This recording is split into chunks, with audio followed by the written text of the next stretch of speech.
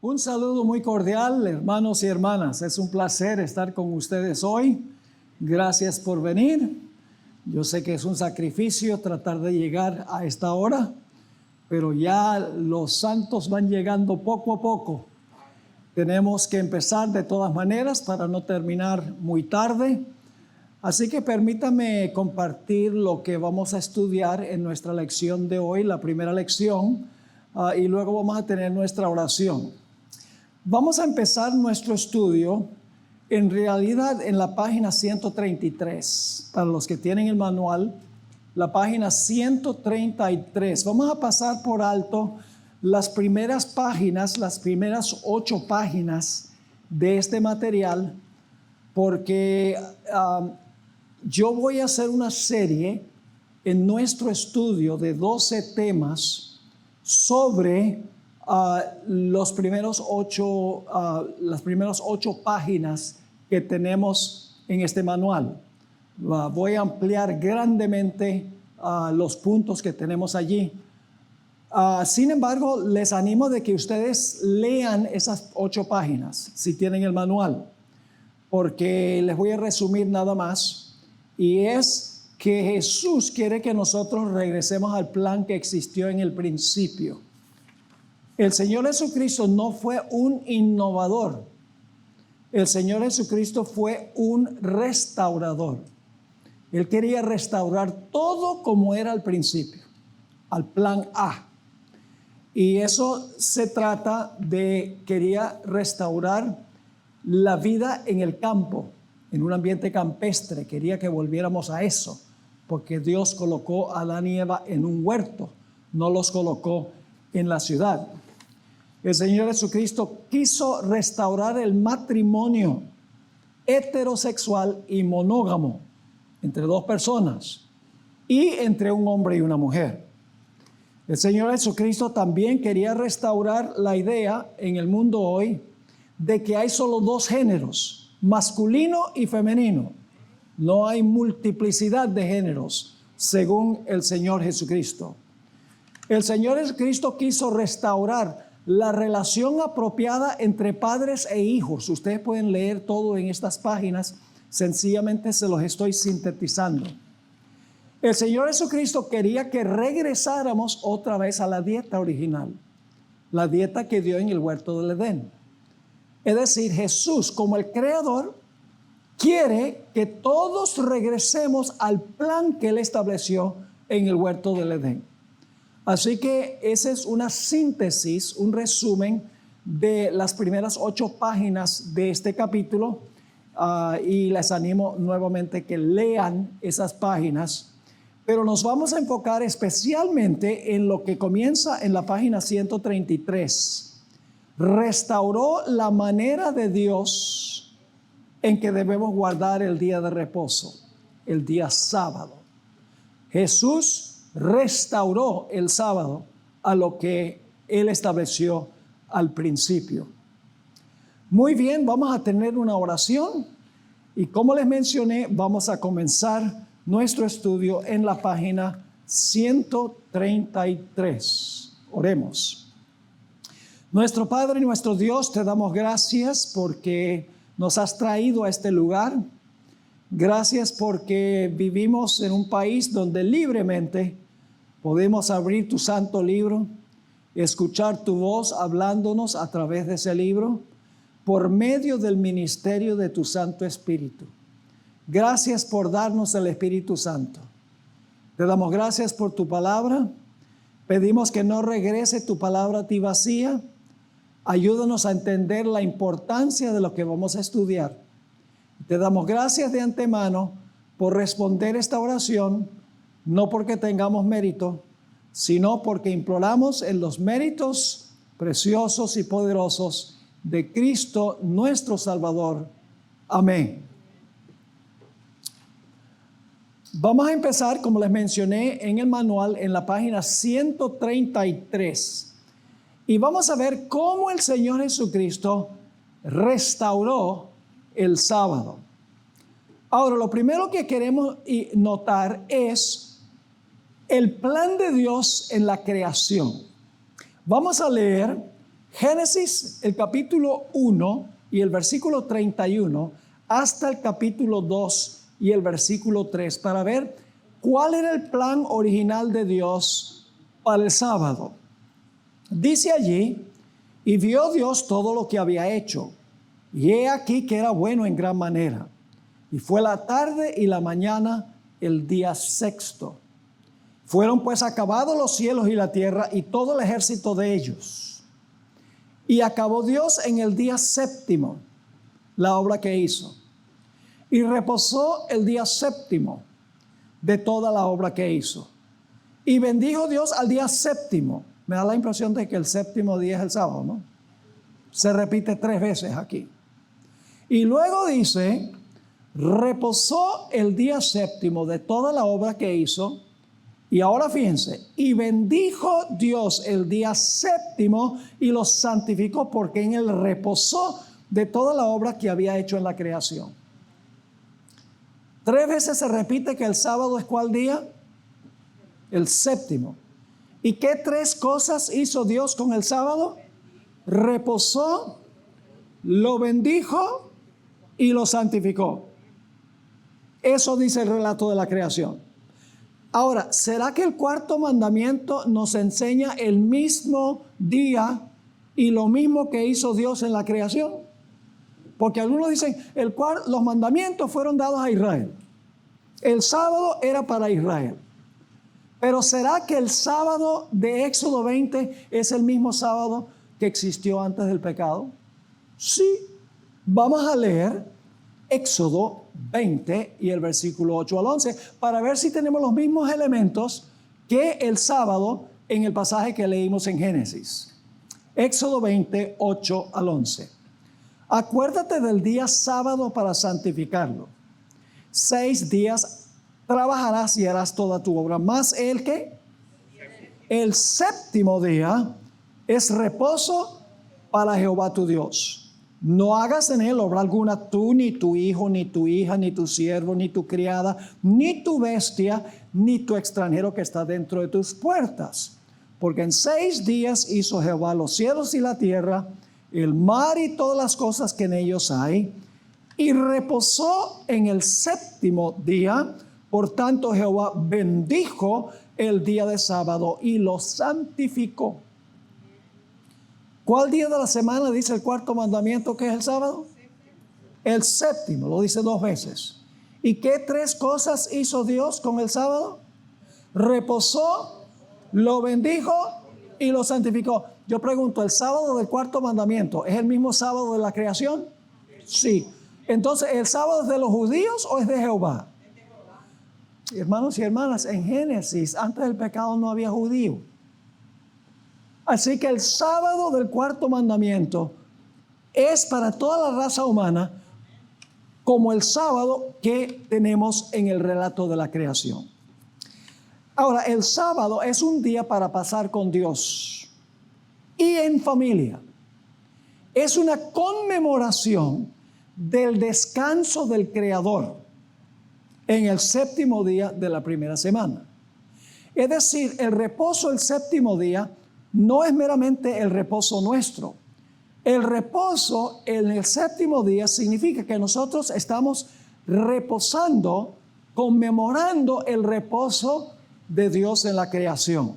Noten esta cita en Patriarcas y Profetas, página 89. Un detalle muy importante en esta cita. Los primeros 6 días de la semana fueron dados al hombre para su trabajo. ¿Por qué razón? Porque Dios empleó el mismo periodo de la primera semana en la obra de la creación. Dios dice, yo trabajé 6, ahora ustedes van a trabajar 6. Ahora escuchen esto. En el día séptimo, el hombre debe abstenerse de trabajar, es decir, dejar de trabajar en memoria o para conmemorar el reposo de ¿quién? El reposo del Creador. Así que cada sábado que nosotros guardamos, estamos guardándolo porque estamos recordando ¿qué cosa? El reposo del Creador en la semana de la creación. Ahora, ¿por qué no podemos guardar otro día que no sea el sábado? La razón es muy sencilla. En el principio, Dios hizo un monumento conmemorativo de la creación, y fue el sábado. Ahora, ustedes saben que generalmente los monumentos que se hacen son monumentos materiales, que conmemoran un evento que ocurrió en determinado lugar y en determinada fecha. Por ejemplo, en las torres, lo que eran las Torres Gemelas en New York, cayeron las Torres Gemelas, se hizo un memorial en ese lugar y se celebra cada año en esa fecha, porque en esa fecha fue que ocurrió el evento original, 11 de septiembre. Ahora yo pregunto, ¿se puede conmemorar la caída de las Torres Gemelas el 11 de octubre? No, ¿por qué razón? Por la sencilla razón de que esa no es la fecha en que ocurrió el evento que se está conmemorando. Mi esposa y yo nos casamos el 23 de diciembre del año 1971 en la Iglesia del Paraíso, interesante, en Venezuela. Yo pregunto, ¿qué día creen ustedes que nosotros celebramos nuestro aniversario? El 23 de diciembre. ¿Por qué el 23 de diciembre? Porque esa fue la fecha en que nosotros nos casamos. De la misma manera, ¿por qué guardamos el sábado? Porque ese es el mismo día que Dios descansó. No podemos conmemorar la creación el domingo, porque Dios nos reposó el domingo. ¿Me están entendiendo lo que estoy diciendo? En los Estados Unidos se celebra la Declaración de Independencia el 4 de julio. ¿Por qué no se celebra como en Venezuela el 5 de julio? Porque el 5 de julio no fue que se firmó la Declaración de Independencia. Es decir, que para conmemorar un evento, tenemos que conmemorarlo el mismo día en que ocurrió históricamente. ¿Me están entendiendo lo que estoy diciendo? Ahora, fíjense en algo muy importante. Los monumentos conmemorativos están en el lugar a donde ocurrió el evento. ¿Correcto? En Nueva York, en Oklahoma, en Pensilvania, hay monumentos conmemorativos de algo que ocurrió allí en cierta fecha. Ahora, la creación fue ¿en dónde? ¿Dónde fue la creación? En todo el mundo. Así que para conmemorar la creación, el monumento tendría que estar ¿dónde? En todo el mundo. ¿Cómo Dios iba a poner un monumento en todo el mundo? De una forma muy sencilla. Dios hizo un monumento compuesto de tiempo. Y como el tiempo está en todas partes, el sábado conmemora el evento global de la creación. Nosotros no tenemos que ir al monumento. Cada semana el monumento nos llega a nosotros. Cuando le pone el sol. Un evento global como la creación, existía un monumento conmemorativo global. Así que Dios hizo un monumento compuesto de tiempo. En el año 2011, el Papa Benedicto XVI predicó una homilía a donde dijo que los cristianos deben guardar el domingo en conmemoración de la creación. Ya captamos un problema serio con esa recomendación, porque uno no puede conmemorar la creación el domingo, porque el monumento lo hizo Dios, ¿qué cosa? El sábado. Ahora fíjense lo que él escribió y también predicó. El sábado es el séptimo día de la semana. Hasta ahí vamos bien. Después de 6 días en los cuales el hombre participa de alguna manera en la obra de la creación de Dios. Ahí se equivocó, porque el hombre no participó en la obra de la creación de Dios. Sigue diciendo, el sábado es el día de descanso. Muy bien. Pero algo sin precedentes sucedió en la iglesia naciente. El lugar del sábado, el séptimo día, fue ocupado por el primer día. ¿Y dónde dice la Biblia eso? En ninguna parte. Como día de la asamblea litúrgica, es decir, para reunirse en la iglesia, es el día del encuentro con Dios a través de Jesucristo, que como Señor resucitado se encontró con sus seguidores el primer día, el domingo, después de haber encontrado el sepulcro vacío. Y luego dice esto: la estructura de la semana se invierte. Ya no apunta hacia el séptimo día como el tiempo para participar en el descanso de Dios. Comienza desde el primer día como el día del encuentro con el Señor resucitado. Dice, ya no se conmemora al Creador el séptimo día, sino que se conmemora al Creador el primer día. Eso es imposible porque nosotros entramos al reposo de Dios y Dios reposó fue el séptimo, no el primero. ¿Me están entendiendo el punto? Y luego al final de la cita dice algo que no tiene sentido. Dice, celebramos el primer día. Y al hacerlo, celebramos a Dios, el Creador y su creación. Sí, creemos en Dios, el Creador del cielo y la tierra.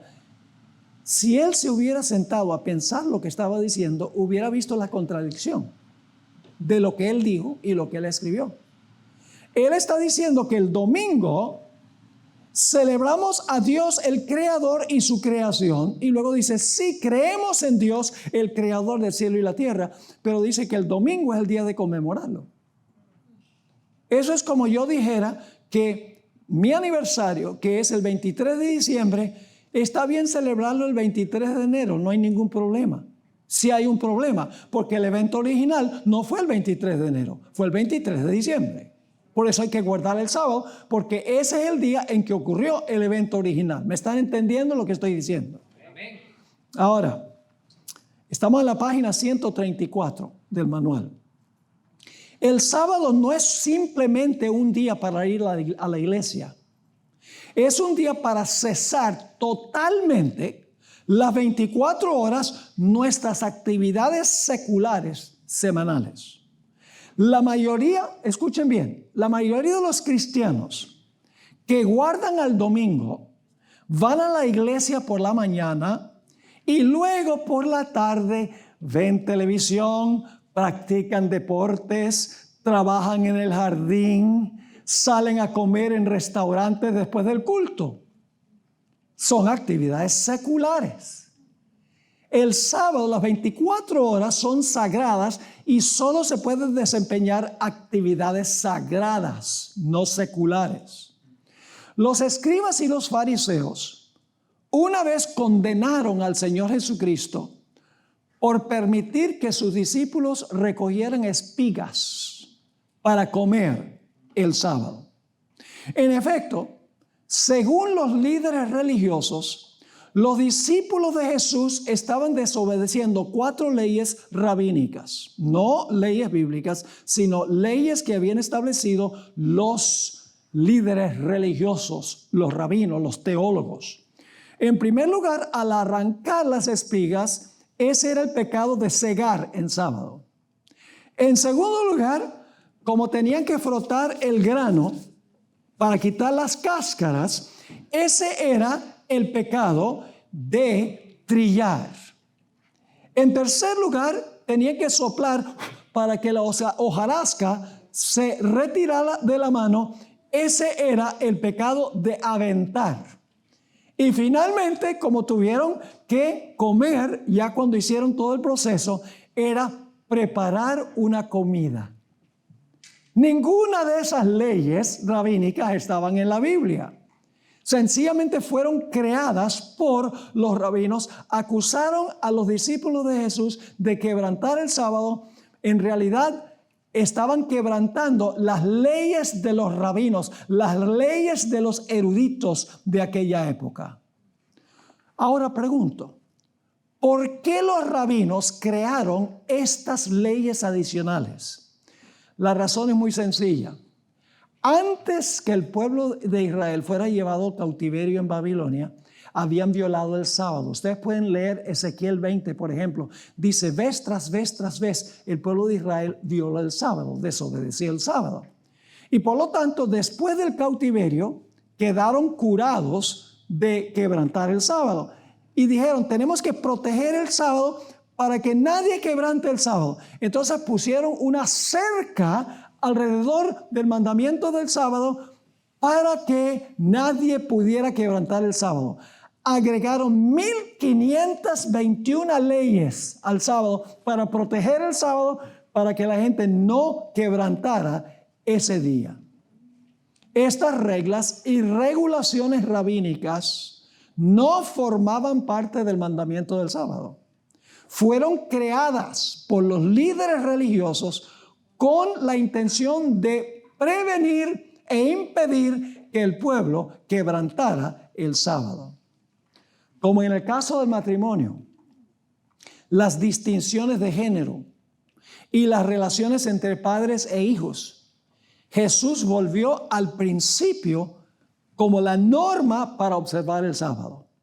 En contraste con los escribas y con los fariseos, Jesús declaró que el día de reposo fue hecho para el hombre y no el hombre para el sábado, y que Él era Señor del sábado y por lo tanto Él podía definir qué se podía hacer en sábado y qué no se podía hacer en sábado. Los eruditos no tenían derecho de decir qué podían hacer y qué no podían hacer.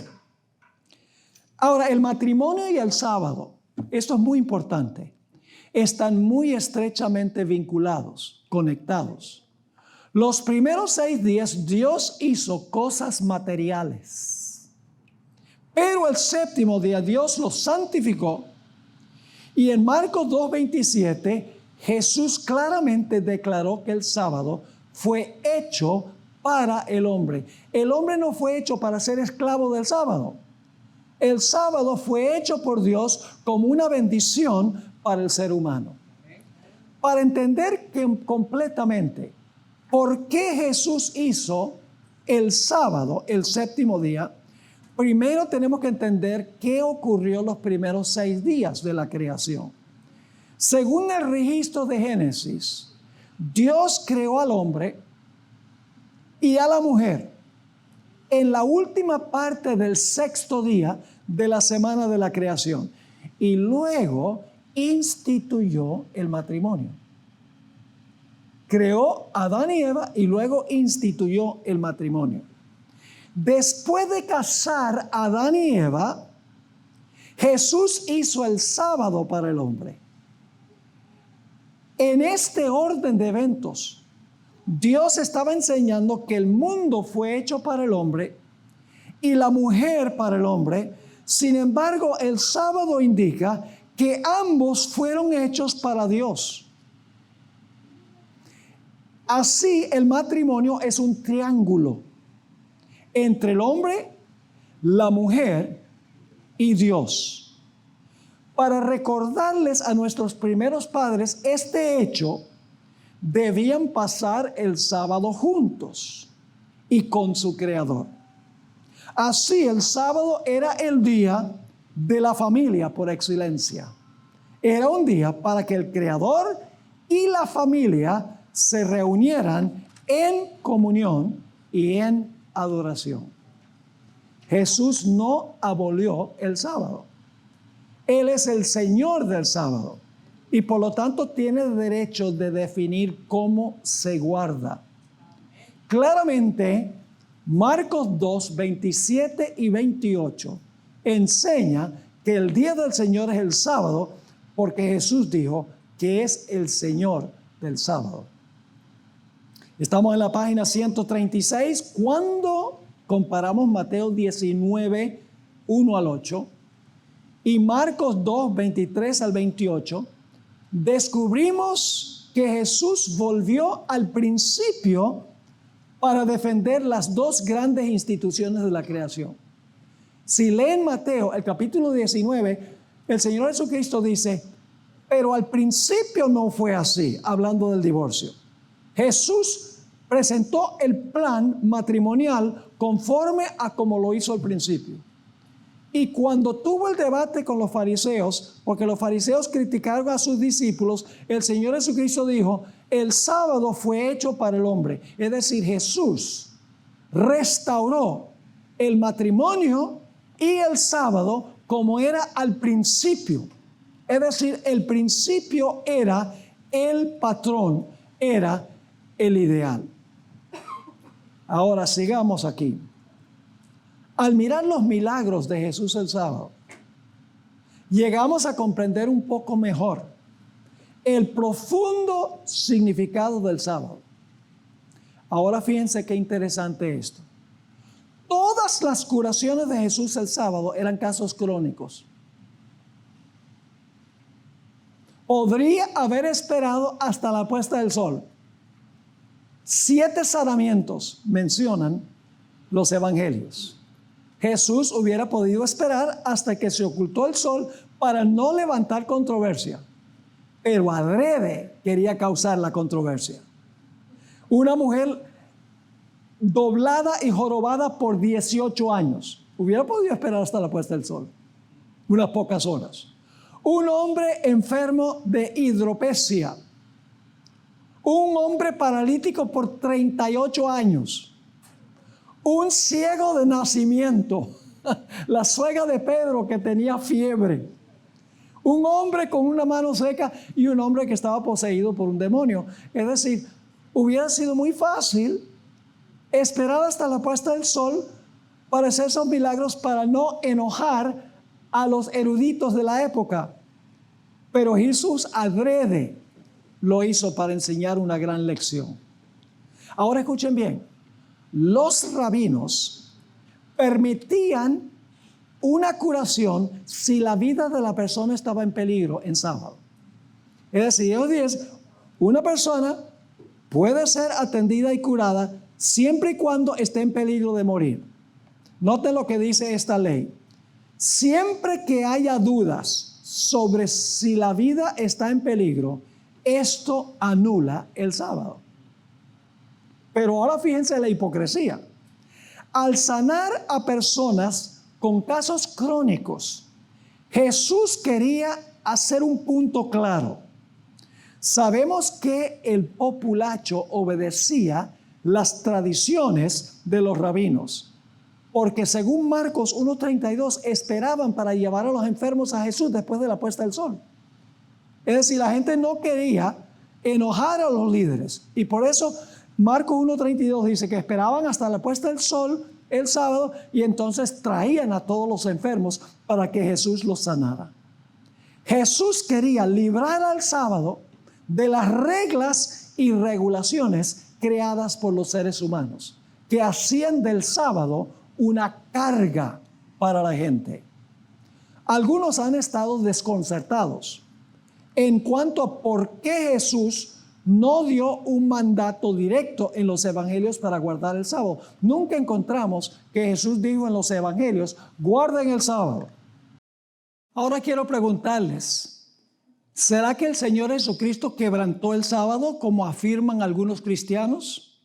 La respuesta a esta pregunta es muy seria, porque si Jesús quebrantó el sábado, entonces transgredió la ley, es pecador y por lo tanto necesita un Salvador. Además, si Jesús quebrantó el sábado, como dicen muchos cristianos, los fariseos tenían razón en acusarlo de violar el sábado. Es decir, los cristianos que dicen que Jesús quebrantó el sábado se ponen de parte de los fariseos.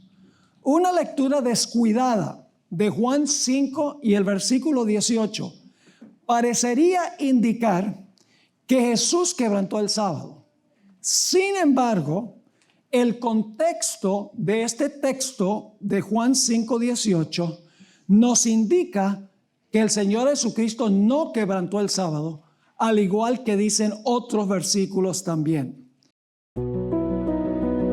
Saludos a su amigo y pastor David Salazar para invitarles a participar de nuestro evento estelar de cada año. El evento es el Congreso Anual de Sumteve Latino. Por ende, haz planes de participar en este evento y si no lo has hecho todavía, inscríbete en nuestra lista de suscriptores para compartir, para recibir la información. Esperamos que tú puedas asistir y que Dios te bendiga, es nuestro deseo y oración. Vamos a leer Juan, el capítulo 5 y el versículo 18, a donde está el texto que usan los protestantes para decir que Jesús quebrantó el sábado. Dice así: por esto los judíos, aún más procuraban matarle, porque no solo quebrantaba el sábado, sino que también decía que Dios era su propio Padre, haciéndose igual a Dios. Fíjense que el texto dice claramente que los judíos procuraban matarle porque quebrantaba el día de reposo. Es decir, ellos creían que él había quebrantado el día de reposo. El tema del texto es los judíos, no si Jesús quebrantó el sábado o no. Jesús acababa de sanar a un paralítico en sábado y los judíos lo acusaron de quebrantar el sábado. Este texto indica claramente que fueron los judíos los que acusaron al Señor Jesucristo y su acusación obviamente fue falsa. Vale la pena notar que no hay ningún texto en el Antiguo Testamento que prohíba sanar en sábado o decirle a un hombre que recoja su cama, que en ese tiempo no era como las camas de hoy en día, sino más bien como una esterilla. No había nada en el Antiguo Testamento que prohibiera que recogiera su esterilla y lo llevara a su casa. Lucas 13, 11 al 13, describe cómo Jesús sanó a una mujer que había estado jorobada por un periodo de 18 años. No se podía enderezar. El principal de la sinagoga, que era saduceo, acusó a Jesús de quebrantar la ley porque sanó a esta mujer en sábado. El gobernante anunció a la multitud que 6 días eran para trabajar y esos días podían venir a curarse, pero no en sábado. Vale la pena repetir que no hay ninguna ley en el Antiguo Testamento que prohíba curar en sábado. La ley contra la curación era una ley rabínica basada en la tradición humana. Es decir, que los que acusaron a Jesús se estaban guiando por ritos y ceremonias que ellos habían inventado. Es decir, su prohibición de sanar en sábado era porque ellos habían creado una serie de requisitos en cuanto a la observancia del sábado que no se encuentran en el Antiguo Testamento. El Señor Jesucristo luchó en contra de esas tradiciones que ellos le habían añadido al sábado. Es interesante notar en Lucas el capítulo 13 en cuanto a la forma en que el Señor Jesucristo le respondió al jefe de la sinagoga o al principal de la sinagoga. Jesús no concordó con la idea de que él había quebrantado el sábado. El Señor Jesucristo, como también en otras ocasiones, le hizo saber muy claramente que él no concordaba con las tradiciones que ellos le habían agregado al sábado. El Señor Jesucristo aclaró que él se guiaba era por lo que dice la palabra escrita, no de acuerdo a las tradiciones de los seres humanos. Ahora vamos a leer entonces Lucas 13 y el versículo 15 y 16 para captar la respuesta del Señor Jesucristo. Entonces el Señor le respondió y dijo: hipócrita, ¿cada uno de vosotros no desata en el día sábado su buey o su asno del pesebre y lo lleva a beber? Y a esta hija de Abraham, que Satanás había atado 18 años, ¿no le debía desatar de esta ligadura en el día sábado? ¿Qué estaba diciendo Jesús? Estaba mostrando cuán absurda era la ley que ellos tenían de que no se podía sanar en sábado. Estaban diciendo que estaba bien aliviar las necesidades de los animales el sábado, pero no las necesidades de un ser humano. A ese nivel habían descendido. Y saben que cuando los cristianos de hoy en día critican el sábado, ¿sabe por qué critican el sábado? Dicen, es un yugo de servidumbre, pero lo que no reconocen es el yugo de servidumbre es el sábado de los eruditos, no el sábado de la Biblia. Ellos ven el sábado de los fariseos y creen que es el sábado del Señor, pero no era el sábado del Señor. Era el sábado de los rabinos judíos. Noten otro ejemplo. Mateo 12 y el versículo 10 al 12. Nos dice explícitamente que Jesús no quebrantó la ley del sábado al sanar en ese día. Dice allí, en Mateo 12 y el versículo 10 al 12, he aquí, había allí uno que tenía mano seca.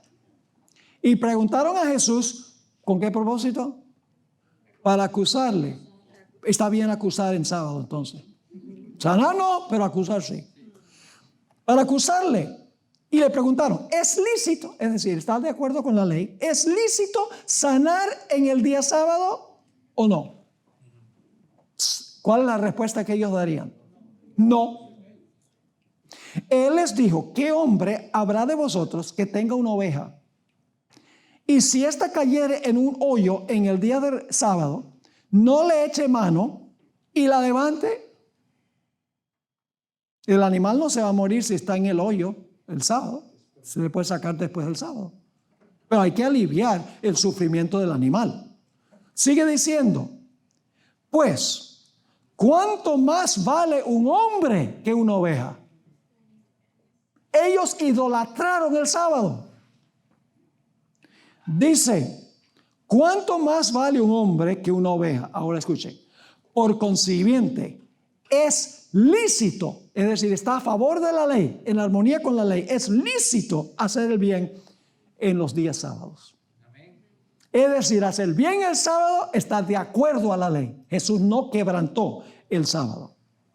Algunos usan el ejemplo de un oficial de policía que está por encima de la ley porque puede violar el límite de velocidad. Interesante los argumentos racionales que la gente inventa. Sin embargo, Jesús no vino como oficial de policía para estar por encima de la ley. Según el apóstol Pablo, Jesús nació bajo la ley, sujeto a la ley.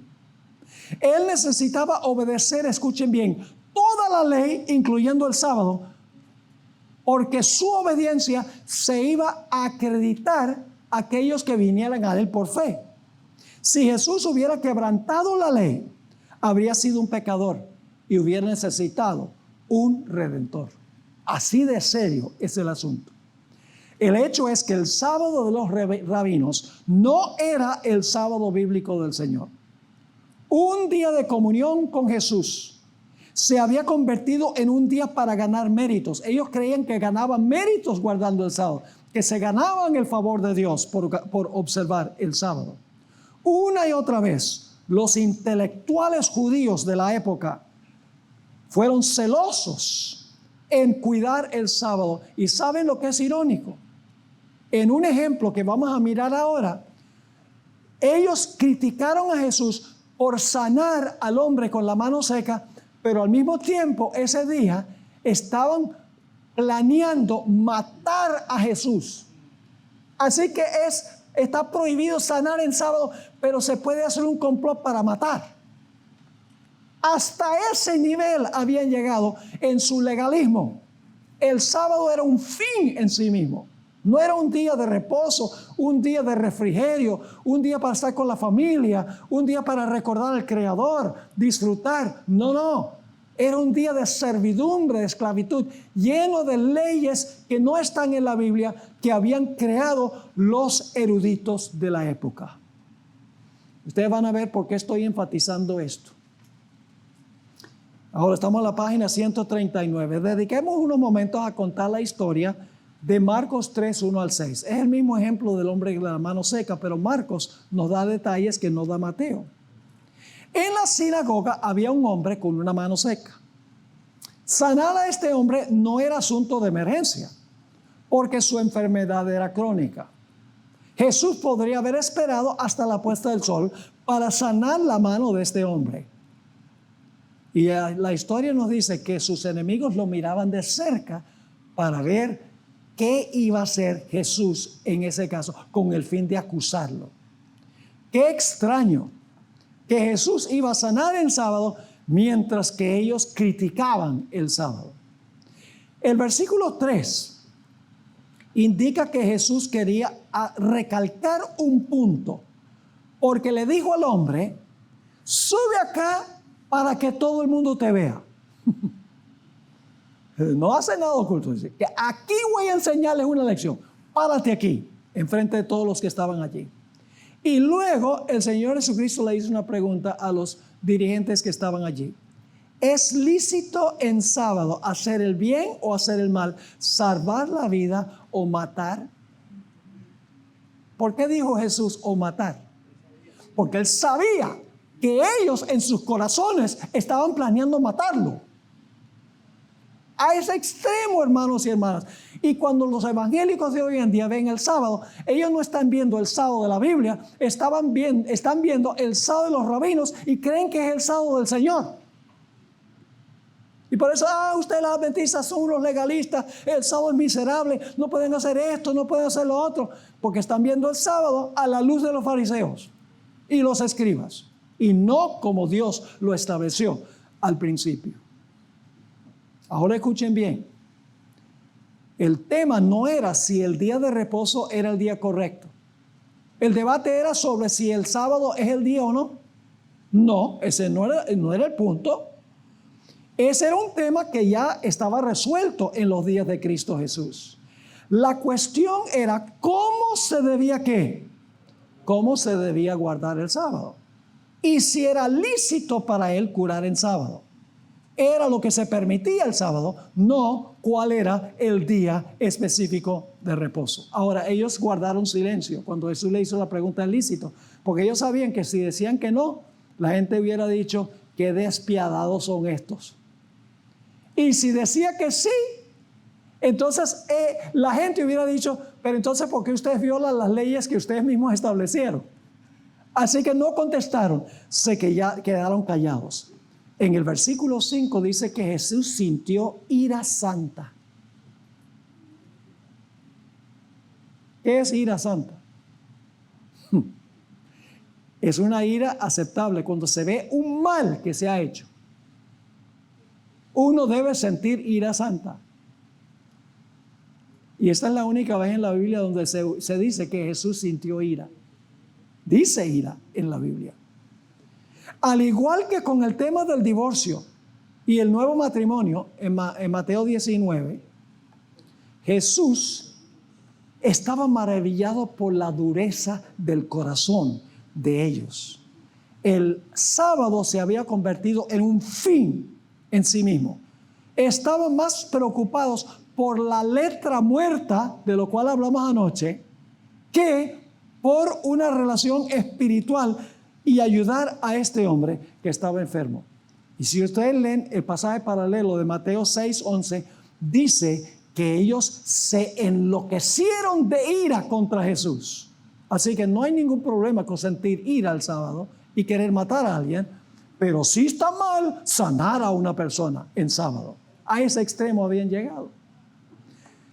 Encontramos en una fuente judía la siguiente cita: está prohibido atrapar cualquier ser vivo en sábado, incluso una pulga. Pero si un insecto pica a una persona, puede ser quitado y arrojado, pero no está permitido matarlo, porque está prohibido matar en el sábado cualquier cosa que posea vida.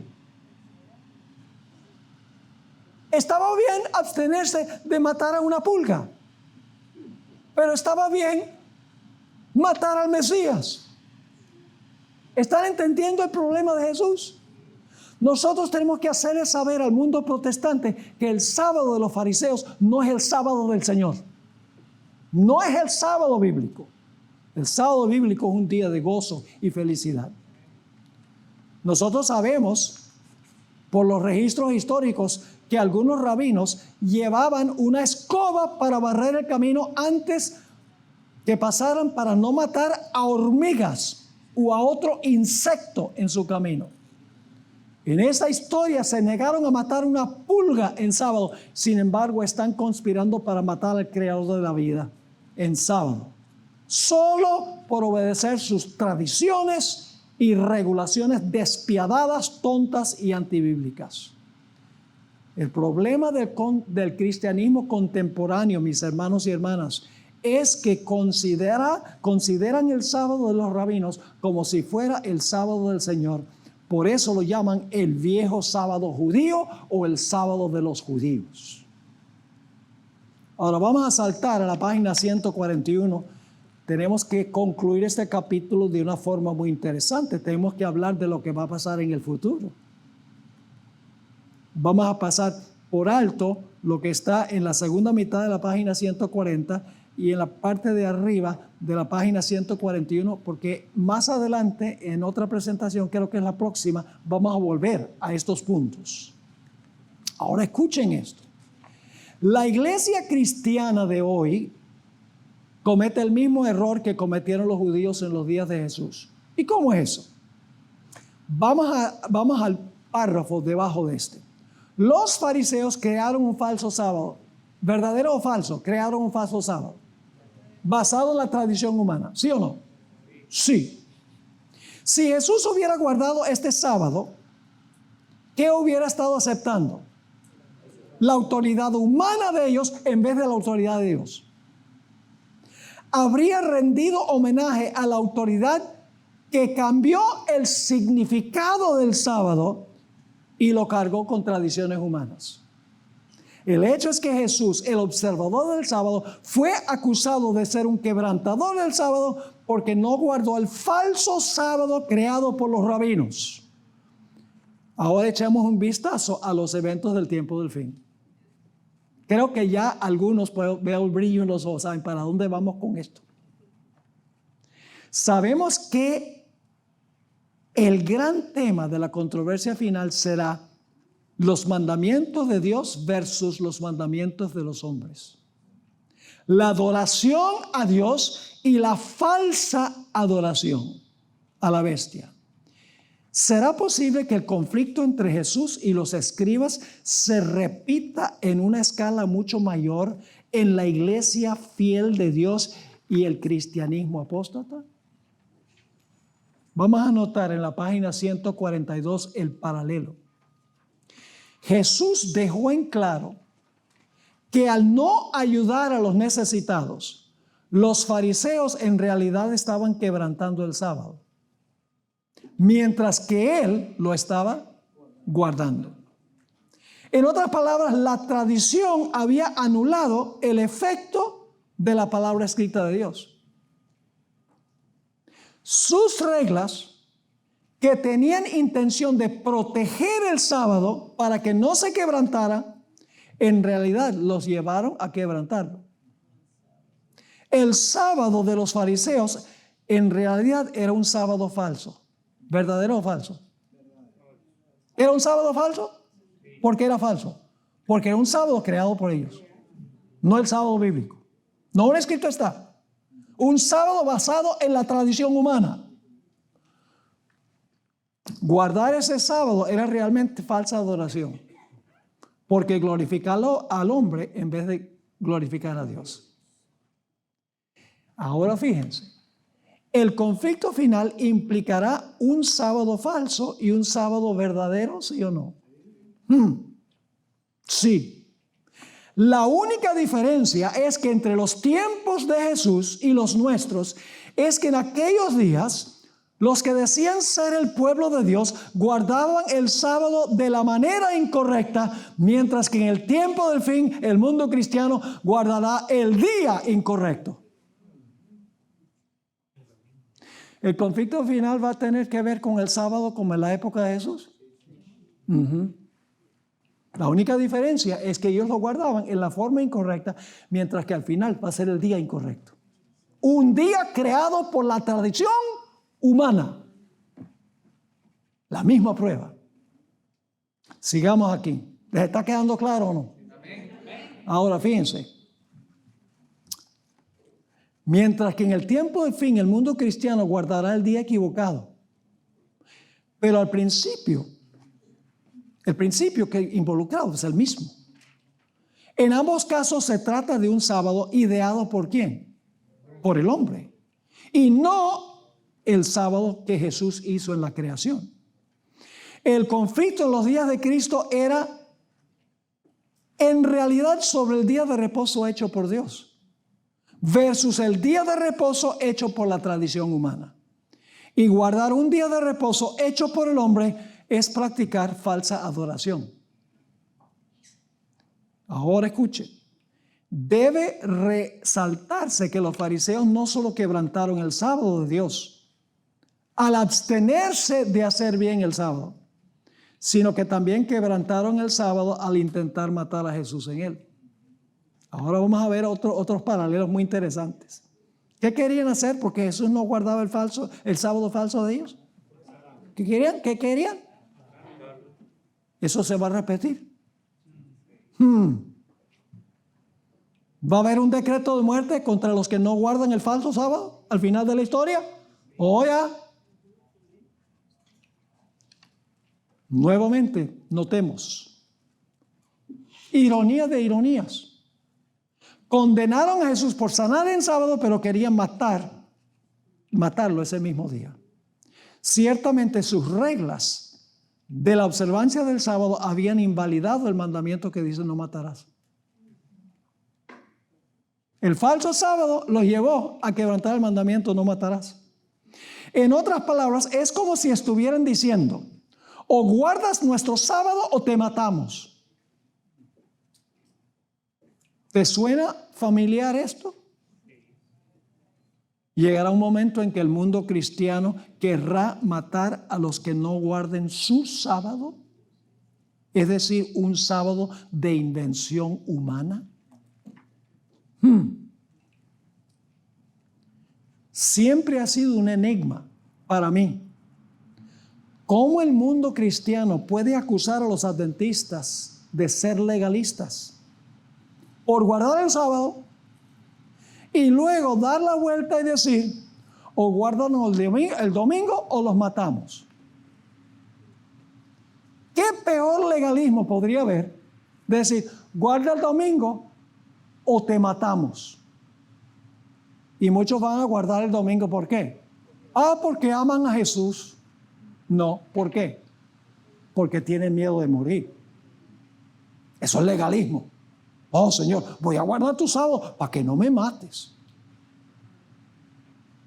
Acusan a los adventistas de ser legalistas por guardar el sábado y al mismo tiempo van a llegar al punto a donde ellos van a decir, o guardas el domingo o te matamos. Eso es el peor legalismo que hay. También sabemos que el mundo cristiano enseñará que los crecientes desastres, escuchen bien, en el mundo se deben a la ira de Dios por la profanación del domingo. ¿Es así o no es así? Y puedo mencionar aquí algo sobre el cambio climático. Hoy todo se le atribuye al cambio climático. Terremotos, cambio climático. Huracanes, cambio climático. Pandemia, cambio climático. Todo es cambio climático. ¿Quién está causando todos estos desastres? Satanás. ¿Con qué propósito? El propósito es finalmente echarle la culpa al pueblo de Dios por lo que está pasando. Lea Mateo 24, 6 al 8. Este asunto del cambio climático es muy significativo proféticamente, porque Mateo 24 dice, va a haber guerras, rumores de guerras, nación contra nación, reino contra reino, va a haber pestilencias, hambres, terremotos. Marcos dice alborotos. Y luego el siguiente versículo dice, entonces os buscarán y os matarán. Que es el decreto de muerte en el tiempo de angustia previo. Por insistir en guardar el sábado que encontramos en la Sagrada Escritura. Así que fíjense esto. Sabemos que el mundo cristiano enseñará que los crecientes desastres naturales en el mundo se deben a la ira de Dios por la profanación del domingo como día de reposo.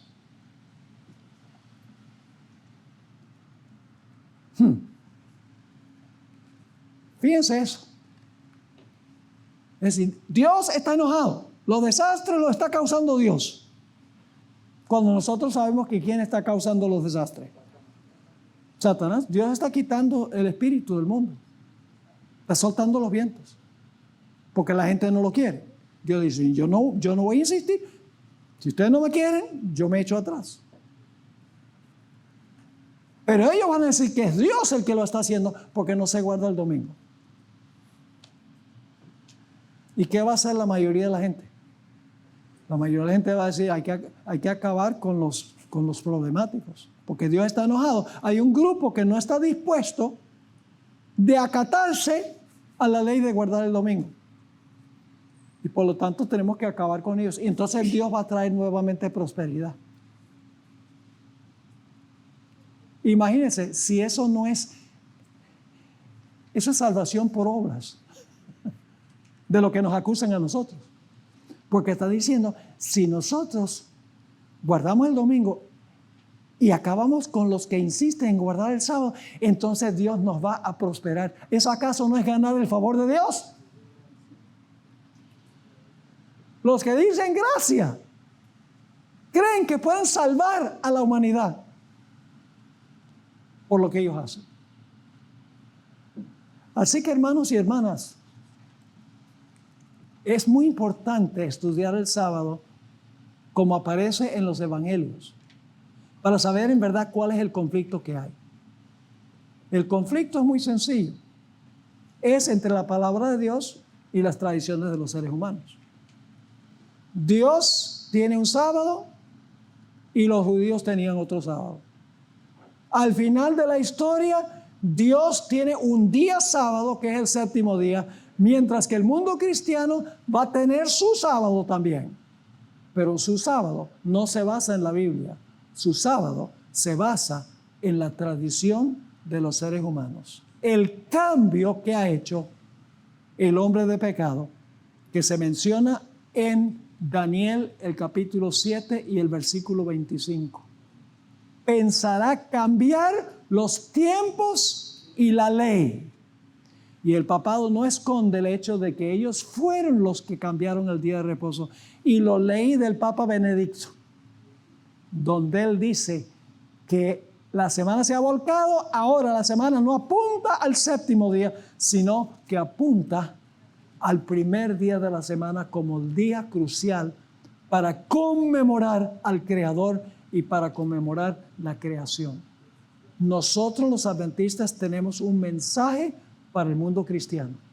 Tenemos que hacerles entender eso, pero solo podemos hacerles entender esto si vamos a los evangelios y mostramos lo que pasó con los evangelios. El falso sábado creado por los eruditos y al final de la historia, el falso día establecido también por los eruditos. Y cuando ellos ven el paralelo, muchas personas se entregarán al Señor y se unirán a sus filas.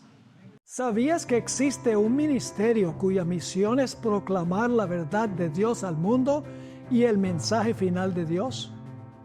¿Cómo cambiaría el mundo si más personas conocieran el mensaje eterno de esperanza? Zoom TV es igual a Secret Sansil Ministry Televisión. Es un ministerio de enseñanza bíblica 100% de apoyo a la Iglesia Adventista del Séptimo Día. Fue fundado en el año 2002 por un grupo de fieles miembros de iglesia y el pastor Esteban Bor, con una misión clara: proclamar la verdad presente en el tiempo del fin. En el año 2017 esta visión se expandió con el lanzamiento de Zoom TV y Zoom TV Latino, dos canales de televisión que transmiten programación cristiana de alta calidad en inglés y español las 24 horas del día. Desde el principio, el enfoque de Zoom TV ha sido doble: alcance externo, llevar el evangelio al mundo, y alcance interno, fortalecer a la iglesia con enseñanzas sólidas basadas en la Biblia. Nuestra programación está profundamente cimentada en la Biblia y el espíritu de profecía. Cada programa está diseñado para enseñar, equipar e inspirar a los creyentes a caminar más cerca de Dios. Ofrecemos programas tales como Escuela Sabática, Me Gustaría Saber, sermones, entrevistas, series, salud, cómo vivir la vida, soluciones prácticas a los desafíos de la vida familiar, programas de música sagrada compartidos por personas de diferentes lugares y trasfondos. Pero Este ministerio es más que televisión.